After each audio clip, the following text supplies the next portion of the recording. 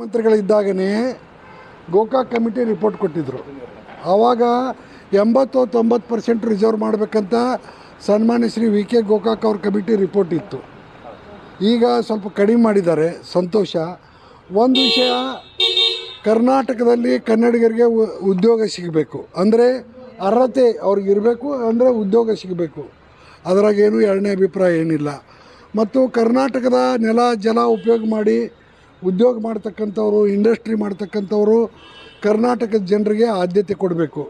ಇದರ ಬಗ್ಗೆ ಪಕ್ಷಾತೀತವಾಗಿ, ಪ್ರದೇಶಾತೀತವಾಗಿ ರಾಜ್ಯದ ಎಲ್ಲ 31 ಜಿಲ್ಲೆಯವ್ರದ್ದು ಒಂದೇ ಅಭಿಪ್ರಾಯ ಇದೆ.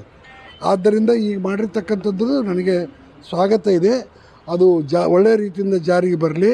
ನಾವೇನು ಬೇರೆಯವ್ರದ್ದೇನು ಕಿತ್ಕೊಳ್ತಾ ಇಲ್ಲ ಮತ್ತು 100% ಏನು ಅವ್ರು ಮಾಡಿಲ್ಲ. ಕರ್ನಾಟಕದವ್ರಿಗೆ ಸ್ವಲ್ಪ ಆದರೂ ಒಂದು ಆದ್ಯತೆ ಸಿಗಬೇಕು. ಅದಕ್ಕೆ ನನ್ನ ಸಂಪೂರ್ಣವಾದಂಥ ಬೆಂಬಲ ಇದೆ, ಒಳ್ಳೆಯ ಸ್ವಾಗತ ಇದೆ. ಅದು ಜಾರಿಗೆ ಬಂದರೆ ಒಳ್ಳೆಯದು. ಮತ್ತು ಇನ್ನೊಂದು ಏನಿದೆ, ಇದು ಗೋಕಾಕ್ ಕಮಿಟಿ ರಿಪೋರ್ಟ್ಗಿಂತ ಡೈಲ್ಯೂಟ್ ಮಾಡಿದ್ದಾರೆ ಪಾಪ. 82ರಿಂದನೂ ಇದು ಜಾರಿಗೆ ಬರಬೇಕಾಗಿತ್ತು, ಈಗ ಬರ್ತಾ ಇದೆ. ಭಾಳ ಸಂತೋಷ. ಪಾಲನೆ ಆಗಬೇಕು. ಯಾಕಂದರೆ ನೋಡಿ, ನಮ್ಮ ರಾಜ್ಯದಲ್ಲಿ ನಮ್ಮ ಜನರಿಗೆ ಉದ್ಯೋಗ ಸಿಗದಿದ್ದರೆ ಇನ್ನೆಲ್ಲಿ ಸಿಗ್ತದೆ? ಮತ್ತು ಅದು ಏನು CND ಕೇಳಿದ್ದಾರೆ.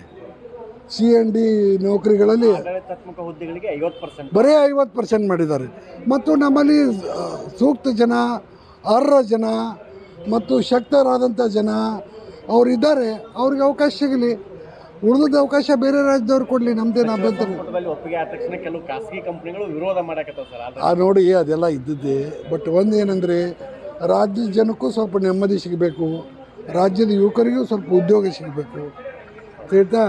ರಾಜ್ಯದ ಜನರು ಅವ್ರ ಅರ್ಹತೆಗೆ ತಕ್ಕಂಗೆ, ನಾನೇನು ಅರ್ಹತೆ ಇಲ್ಲಂದ್ರೆ ಕೊಡಿ ಅಂತ ಹೇಳ್ತಾ ಇಲ್ಲ, ಅರ್ಹತೆಗೆ ತಕ್ಕಂಗೆ ಕೊಡಲಿ ಅಂತ ನನ್ನದು ಆಶೆ ಇದೆ. ಅದು ಜಾರಿಗೆ ಬಂದರೆ ಭಾಳ ಒಳ್ಳೆಯದು. ಈಗಾಗಲೇ ಸುಮಾರು 18, 24, 42 ವರ್ಷದಿಂದನೇ ಬರಬೇಕಾಗಿತ್ತು. ಈಗಾದರೂ ಬಂದರೆ ಭಾಳ ಒಳ್ಳೆಯದು.